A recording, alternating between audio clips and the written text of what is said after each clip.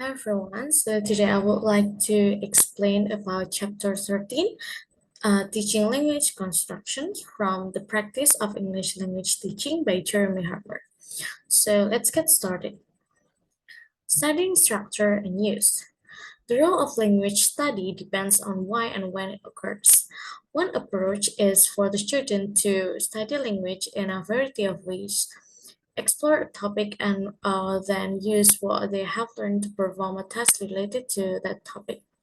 Alternatively, the study of language forms may happen during a task-based sequence, and study forms after students have performed a task.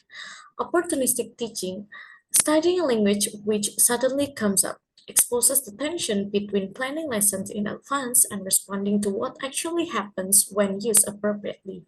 The relevance and immediacy of opportunistic language study may make it the most memorable and effective kind of language study. There is especially in unplugged teaching. And we will frequently decide how and when to have our students study language, form, and use on the basis of the syllabus and the course book, since it may offer an explanation and an exercise that we are happy to use almost unchanged. How then do we make such a decision? First, following planning principle. When we deciding how to have our students study language form, we need to bear general planning principles in mind. And then assessing a language study activity for use in class. When assessing an activity designed for the study of language form, we need to decide how effective it will be when we use it in class. And then evaluating a study activity after use. Once a lesson is over, we need to evaluate the success of the activity or activities such focus on language form. We can do this either formally or informally. And one way to avoiding teaching already known language is to have the students perform tasks and see how well they use the language forms in question before deciding whether we need to introduce these forms as if they were new. Again, next, please look at the picture in the slide. This is a typical explain and practice sequence. And about explain and practice, during the explanation stage, we will need to demonstrate both meaning and language construction. There are many ways to do this. First, first explaining meaning.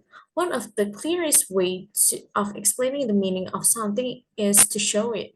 If you hold up a book, point to it and say book and book, the meaning will be instantly clear. And then we also can explaining a language construction. And one of the most common ways of explaining language constructions is to model sentences and phrases. Many teachers use fingers or hands to show, for example, how he is turns into his. And then for practice, we have the first is repetition. Repetition can be either choral or individual. When we use choral repetition, we get all the students to say the new word or phrase together. The example of choral repetitions show in the figure. And then for drills, cue-response drills are an effective way of getting students to say the new language in a way that can be invigorating and challenging. The example also on the picture. Next about meet, need, and practice. We have to allow our students to bring language to the classroom. Or on the TV or internet or in an article they have come across. If they want to know what something means or how some language item function, for example, they then this will be an ideal opportunity for good learning.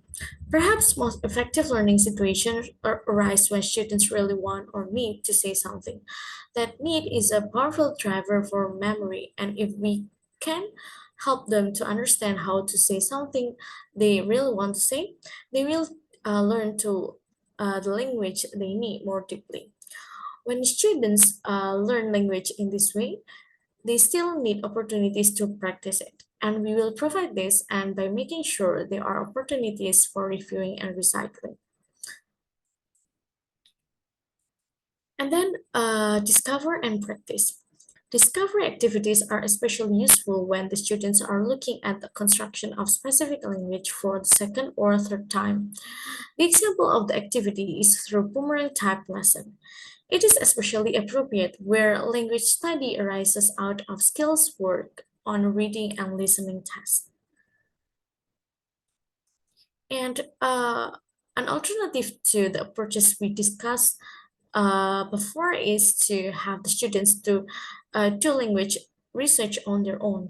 When students research a language, they are far more likely to remember what they find out than if they sit passively and are given words. Other ways, the students can use dictionary and the search engine machine to support the research process and then review and recycle. Just because the students have met some new language in a lesson, this doesn't mean that they will have learned it, that they will remember it. Students need to be reminded frequently of things that they have studied.